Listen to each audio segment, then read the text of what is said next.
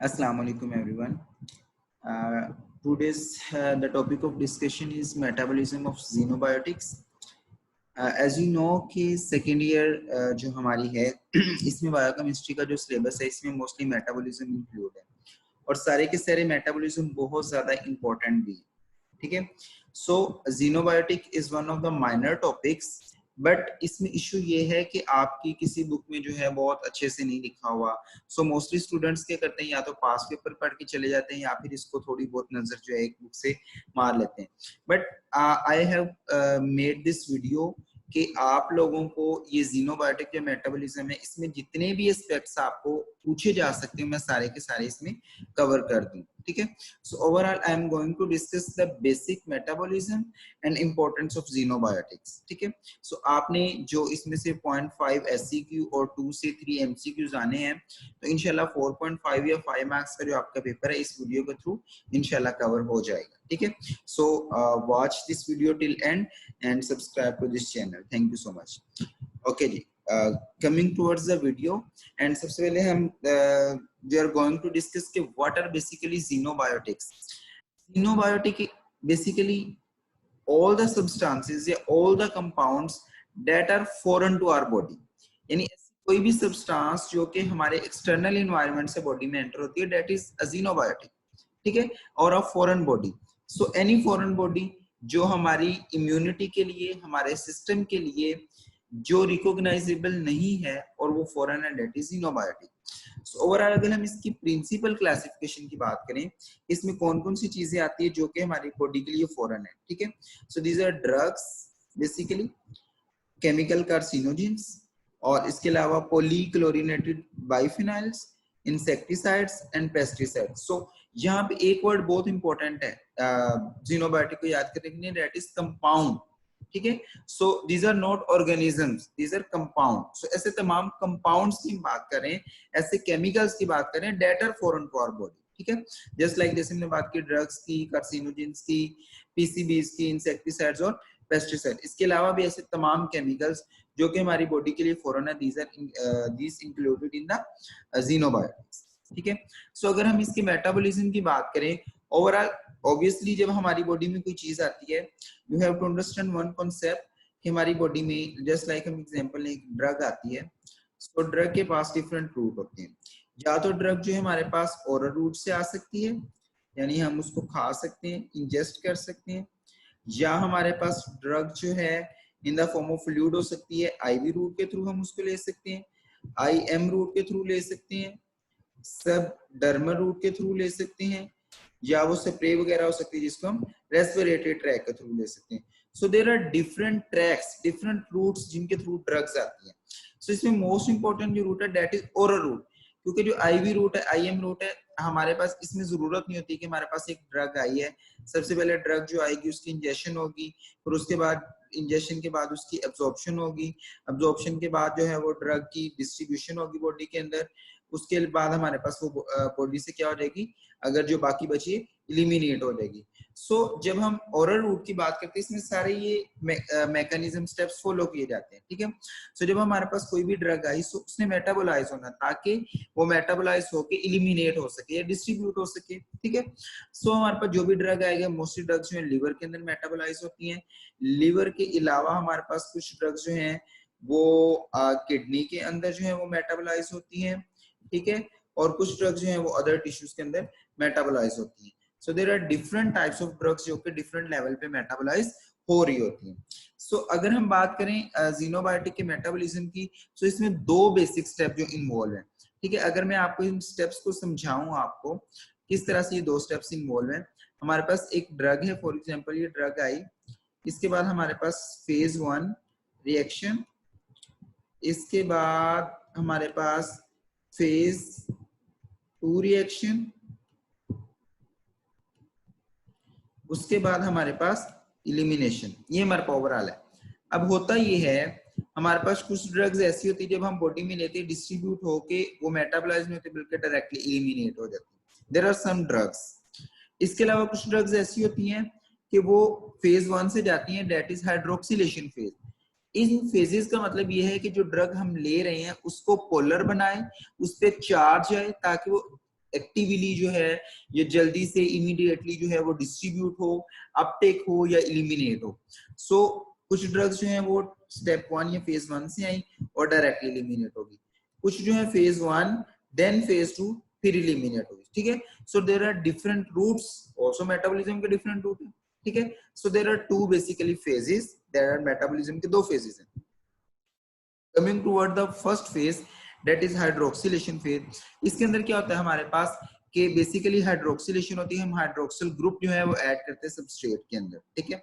सो अगर हम देखें कि इसके अंदर एंजाइम इन्वॉल्व है that is cytochrome P450 system. हम जब भी किसी फेज की बात करेंगे, फेज 1 की करें फेज 2 की, हम क्या याद रखेंगे कि फेज 1 के अंदर या फेज 2 के अंदर जो भी रिएक्शन है उसके अंदर एंजाइम कौन सा है, डोनर फॉर द ग्रुप कौन सा है और किस प्रोडक्ट के अंदर कोई चीज कन्वर्ट हो रही है, बस ये तीन चीजें हमारे कंसर्न की। So cytochrome P450 system, cytochrome P450 system not only involved in the xenobiotic metabolism but also it is involved physically, ठीक है, फिजियोलॉजिकली, सॉरी फिजियोलॉजिकली भी ये इन्वॉल्व होते हैं, ठीक है। सो स्टीरॉयड हार्मोन, कार्सिनोजेंस, इन सारी जो चीजों के लिए इट इज इन्वॉल्व। सो अगर हम फेज 1 की रिएक्शन की बात करें, overall this is phase 1 reaction, जिसका ओवरऑल आपको रिएक्शन आगे नजर आएगा। So in addition to metabolism P450 system जो है आल्सो इंपॉर्टेंट फिजियोलॉजिकल रोल भी होता है, जैसे कि सिंथेसिस ऑफ स्टीरॉयड हार्मोन के अंदर, इसी तरह विटामिन डी को इसके एक्टिव फॉर्म कैल्सिट्रॉल में कन्वर्ट करने के लिए भी P450 सिस्टम इज इंपॉर्टेंट। सो आपको physiological role of P450 system भी पता होना चाहिए, this is also an SCQ। उसके बाद अगर हम बात करें ओवरऑल रिएक्शन की, हमारे पास देखिए ये सबस्ट्रेट है दैट इज RH, जिसके ऊपर कोई चार्ज नहीं है। ऑक्सीजन की प्रेजेंस के अंदर ये जो है NADPH के यूज करते हुए ये हमारे पास हाइड्रोक्सिलेशन हो जाती है, इसकी साथ वाटर रिलीज करता है। So this is an overall reaction कि जो हमारे पास सबस्ट्रेट है that is converted into hydroxyl form of the product, ठीक है। सो इस तरह से हमारे पास ये मैकेनिज्म होता है। अगर हम इस मैकेनिज्म को ओवरऑल देखें, this picture is very very much important, so इसको अंडरस्टैंड करना। अब आप देखें यहाँ पे क्या है, सबस्ट्रेट नजर आ रही है दैट इज अनचार्ज्ड। यहाँ पे साइटोक्रोम P450 रिडक्टेज ये एंजाइम को यूज करते हुए NADPH जो हमने पढ़ा था इसमें से इलेक्ट्रॉन को यूज करते हुए हमारे पास ये रिएक्शन स्टार्ट होता है। पहले P450 सिस्टम जो है इसके साथ आयरन अटैच होता है that is in the form of ferric form, 3+ की फॉर्म में। जब यहाँ से हमारे पास ये इलेक्ट्रॉन रिलीज करवाता है और एक इलेक्ट्रॉन इसको दे देता है तो हमारे पास ये फेरस फॉर्म में आ जाता है, F2 फॉर्म में आ जाता है, F2+ में। इसके बाद जो है ये सबस्ट्रेट इस तरह अटैच है और इसके साथ P450 सिस्टम के साथ अटैच होगी।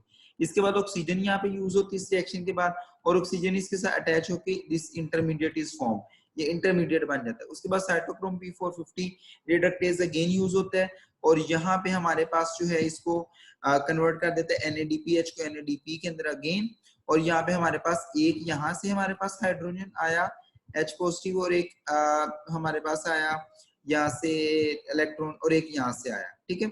सो 2 इलेक्ट्रॉन्स यहाँ से मिले, 2 हाइड्रोजन आयन मिले।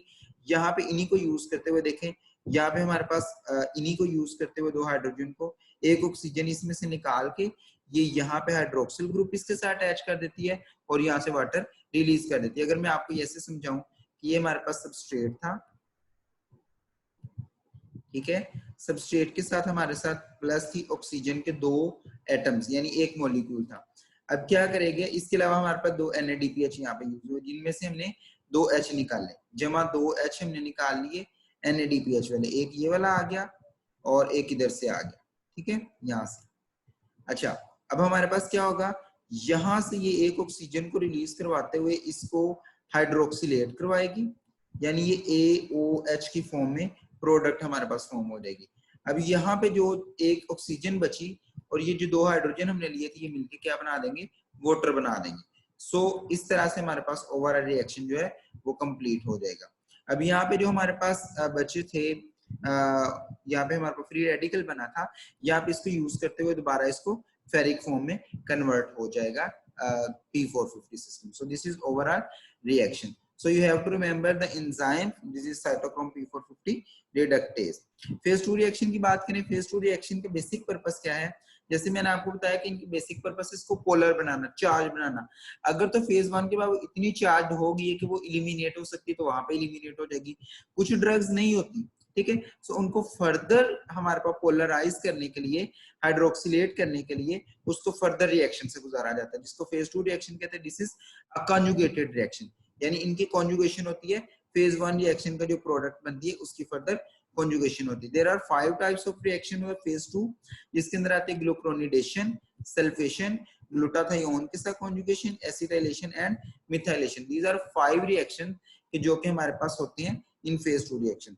ग्लूक्रोनिडेशन की बात करें, ग्लूक्रोनिडेशन में सिंपल हमने 3 चीजें हर रिएक्शन में याद रखनी है, एंजाइम, डोनर एंड प्रोडक्ट, ये 3 चीजें याद रखनी है। सो जीनोबायोटिक जो फर्दर ग्लूक्रोनिडेशन होती है इनकी, ग्लूक्रोनिडेटेड कैसे होते हैं कि यूडीपी ग्लूक्रोनिक एसिड बनता है which is catalysed by glucuronosyl transferase. This is enzyme जो कि इस रिएक्शन को प्रोसीड करवा रहा होता है। कुछ जो important molecule such as aniline, benzoic acid, phenol जो है ये सारे के सारे ग्लूक्रोनाइड्स की फॉर्म में कन्वर्ट होते हैं। यानी ये हमारे पास अगर सबस्ट्रेट है, इसके साथ हमने जो ग्लूक्रोनिक एसिड जो है which is ग्लूक्रोनोसाइल ट्रांसफरेज जो एंजाइम है, ये हमारे पास इसको यूज करते हुए हमारे पास ग्लूक्रोनिडेशन इसकी करवा देते हैं, ठीक है। सो इस तरह ग्लूक्रीनाइड की फॉर्म में हमारे पास प्रोडक्ट जो है वो रिलीज होता है, and this is one of the most frequent mechanism. और इसमें इंपॉर्टेंट चीज जो है हमारे पास ये रिएक्शन जो है ग्लूक्रोनोसाइल ट्रांसफरेज की मदद से हमारे पास होता है, ठीक है। उसके बाद सेकंड नंबर पे सल्फेशन। सल्फेशन में क्या होता है, alcohols and phenols are basically sulfated, और इसमें जो डोनर ग्रुप है that is adenosine 3 phosphate 5 phosphosulfate. This is PAPS. PAPS is active sulfate. यहां से हमारे पास जो है सल्फेट का जो ग्रुप है अल्कोहल और फिनोल के अंदर ऐड हो जाता है। So this is about the sulfation. You have to remember the enzyme, you have to remember the donor, you have to remember the product, ठीक है। थर्ड नंबर पे conjugation with glutathione. This is one of the most important reaction. एक तो इसने हमारे पास xenobiotic का metabolism करवाना, ऑब्वियसली ट्राइपेप्टाइड हमारे पास है, जो इसका अगर ग्रुप की बात करें जो एंजाइम इसको करवाता है that is glutathione, gamma glutamyl cysteinyl glycine, जो कि हमारे पास ये इस तरह सबस्ट्रेट है, एंड ये हमारे पास इसको यूज करते हुए प्रोडक्ट में कन्वर्ट कर देता है। अगर एंजाइम की बात करें that is glutathione S transferase, this is enzyme. So इस तरह से हमारे पास ये रिएक्शन प्रोसीड होता है। उसके बाद अगर हम बात करें इसकी इंपॉर्टेंस की, one of the importance is कि it is xenobiotic metabolite, metabolism करवाता है। Other is it is also used for detoxification of hydrogen peroxide. अब देखें हाइड्रोजन पेरोक्साइड नॉर्मल होगा, अगर नॉर्मल मैकेनिज्म होगा तो इसको OH यानी हाइड्रोक्साइड रेडिकल बनाएगा, सुपर ऑक्साइड बनाएगा which are dangerous for our body. But अगर ग्लूटाथायोन रिएक्शन के थ्रू जाएगा तो ग्लूटाथायोन पर ऑक्सीडेज को यूज करते हुए it is converted into water and it is converted into oxygen. So इस तरह से इन रिएक्शंस को यूज करते हुए इनको इंपॉर्टेंट जो रिएक्टेंट और प्रोडक्ट्स में कन्वर्ट कर देता है। इसी तरह सुपर ऑक्साइड को भी it can be converted into oxygen. So इस तरह से ये रिएक्शन प्रोसीड होते हैं। उसके बाद अगर हम बात करें ग्लूटाथायोन में इसके जो ट्रांसफर ग्रुप की है, SH group of the enzyme is reduce form involve of the transport of the some of the amino acid across the membrane. Amino acid जमा हमारे पास ये ग्लूटाथायोन जो हमारे पास ग्लूटानाइल ट्रांसफरेज वाला एंजाइम है हमारे पास इसको कन्वर्ट कर देते हैं, ठीक है। So enzyme involved is gamma glutamyl transferase, GGT is enzyme. So इस तरह से ये रिएक्शन प्रोसीड होता है। उसके बाद अगर हम बात करें फोर्थ रिएक्शन की that is acetylation. This is also one of the most important reaction. इसमें क्या होता है हमारे पास अगेन रिएक्टेंट या substrate which is use acetyl CoA as a donor, और इसमें से acetyl ग्रुप ले लेता है और acetyl X बना के CoA को रिलीज कर देता है। So acetyl CoA is acetyl donor, enzyme is acetyl transferase. As soon as it is metabolized by acetylation, this is one of the most important drug जो कि हम TB के अंदर यूज करते हैं। So acetylation इसकी होती है। So इस तरह से हम इसको फॉलो करेंगे। Last reaction is methylation. इसमें मिथाइल ट्रांसफरेज एंजाइम और S adenosyl methionine is the donor. So इस तरह से हम इसकी मिथाइलेशन करवा के इसको जो है कन्वर्ट कर देते हैं पोलर ग्रुप में, जो कि एलिमिनेट हो जाता है। लास्ट नंबर पे अगर हम बात करें इसकी इंपॉर्टेंस की जीनोबायोटिक्स की, जीनोबायोटिक बॉडी में आएंगे या तो बॉडी में कोई डैमेज कॉज करेंगे, सेल इंजरी कॉज करेंगे, या एलिमिनेट हो जाएंगे, ठीक है। यानी या तो साइड इफेक्ट कोई ड्रग कॉज करेगी या फिर एलिमिनेट हो जाएगी। सबसे पहले कोई भी जीनोबायोटिक कोई ड्रग कोई केमिकल कोई भी चीज आती है P450 सिस्टम के थ्रू एक्ट करेगी, रिएक्टिव मेटाबोलाइट बनाएगी, उसके बाद जो कॉन्जुगेशन होगी और नॉन टॉक्सिक मेटाबोलाइट बना के रिलीज हो जाएगी, या फिर क्या करेगी ये रिएक्टिव मेटाबोलाइट बना के कोवेलेंट बॉन्डिंग कर जाएगी मैक्रोमोलेक्यूल से, सेल इंजरी कॉज कर सकती है, या हेप्टिन के साथ एंटीबॉडी प्रोडक्शन करके सेल इंजरी या म्यूटेशन करके कैंसर का कॉज कर सकती है। So this is all about xenobiotics. You have to remember the importance of the xenobiotic, important reaction. That's all. और बस इतना कर लें, इंशाल्लाह that's enough. Thank you so much. हमारे चैनल को जरूर सब्सक्राइब करें ताकि बाकी भी वीडियोस आप देखें एंड शेयर विद योर